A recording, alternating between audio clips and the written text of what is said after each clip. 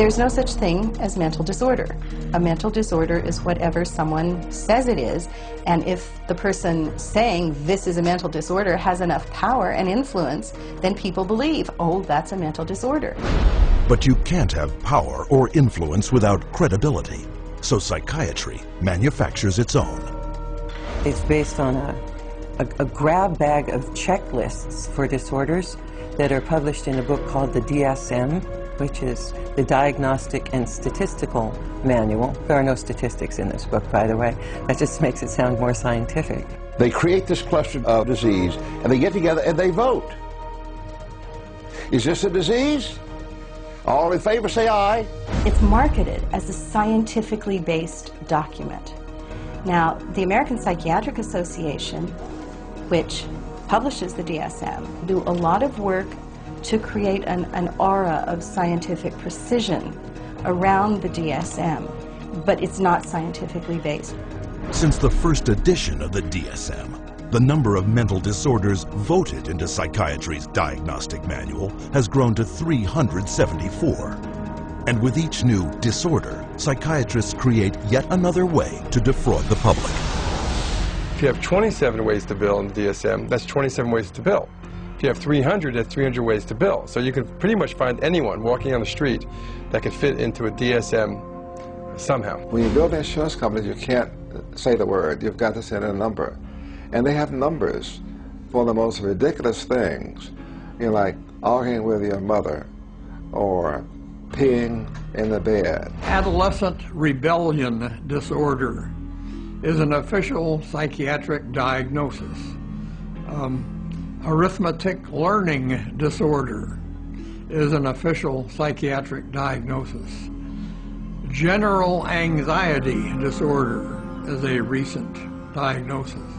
For each one, there is a 5-digit code with a decimal point. Now, the implication of that is if I have illness 403.16, that's different in some important and scientifically proven way from someone who has 403.17. And nothing could be further from the truth. Incredibly enough, while presenting the DSM to the world as scientific fact, psychiatrists freely admit its utter lack of science. We have no diagnostic reliable markers for almost any illness there is in the DSM. What we're testing for in psychiatry, it's hard to say because there's nothing specifically. To a certain degree, it's trial and error. You never know if it's the right drug.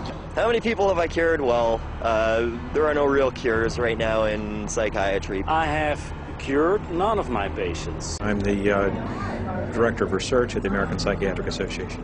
We don't know the etiology of really any of the mental disorders at the present time.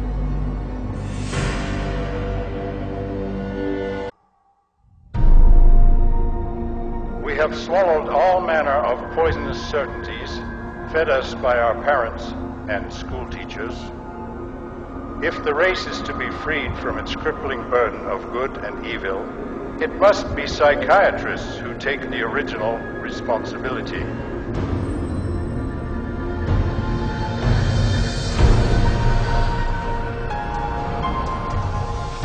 Brock Chisholm's declaration typified the psychiatric onslaught aimed directly at our school system.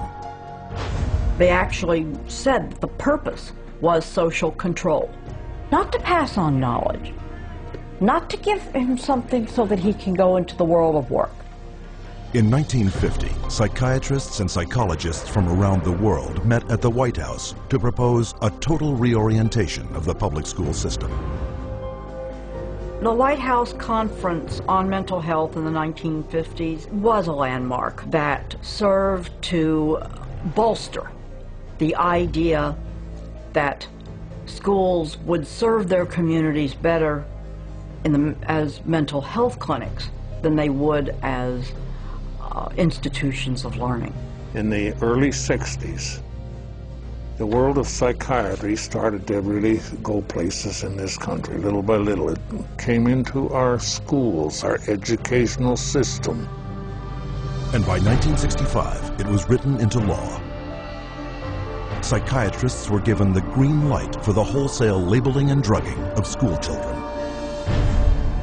A child is labeled ADD or ADHD the minute he can't sit still for a 10-15 minute period of time, or he talks constantly, or ignores the teacher completely. That will get him and earn him an ADD or ADHD label. The labeling of attention deficit hyperactivity disorder, ADHD, went into full swing in 1987. Within 1 year, 500,000 American children would be diagnosed as ADHD. By 1994, that number had soared to 4.4 million. Psychiatry should actually go into government, that politicians should listen to psychiatrists. Psychiatrists should be in every parliament and should direct and monitor political activities.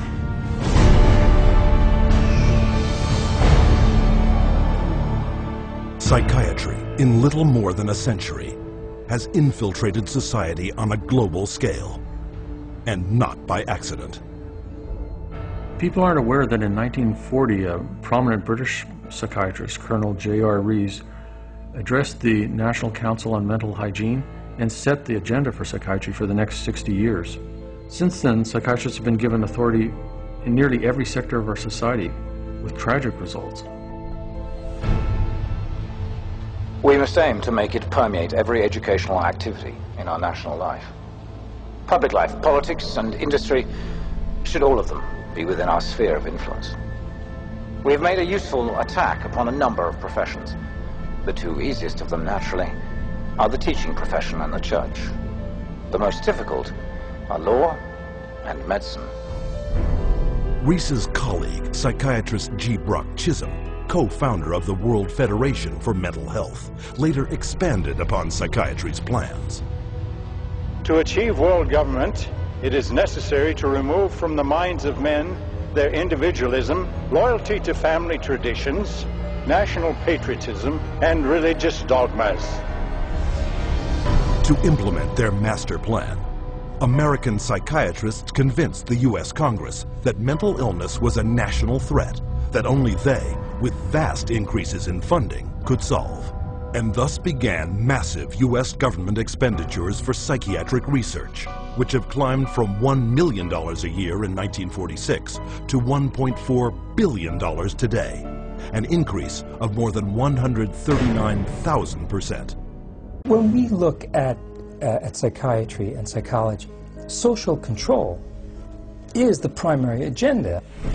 And that agenda is being put in place throughout the world right now, using mental health screening campaigns fed to the public under such innocuous-sounding names as Teen Screen. The national government is actually encouraging it and wanting to test every single kid in our public school system. All children are put under this kind of a test for psychiatric evaluation, a 10-minute test that tells them absolutely nothing. I predict that upwards of 90% of all the people screened will be diagnosed as having a psychiatric disorder, which means that we'll have an entire generation that will be a perfect profit center.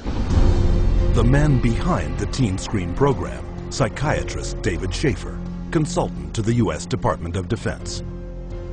They're not just screening children to have complete control of the 52 million children in school. They're screening now, and that bill, they will screen their parents, and they will screen all adults in America. The idea of mass screening for mental illness in the American population, run by a government initiative, is one of the scariest ideas I ever heard of. Psychiatry is politics, has always been politics. It is politics pure and simple, because psychiatry was always the application of force against people who don't want to be forced. It's a sad thing, and parents better wake up. Society better wake up, because we're in serious trouble if they don't. Psychiatry's master plan to infiltrate all sectors of society is becoming a reality. We don't have an epidemic of mental illness. We have an epidemic of psychiatry. Something can and must be done about it. Add to the greed, dishonesty, and avarice, they're sex crimes. Accounting for only 6% of the physicians in the country, psychiatrists commit 1/3 of the sex-related offenses committed by doctors.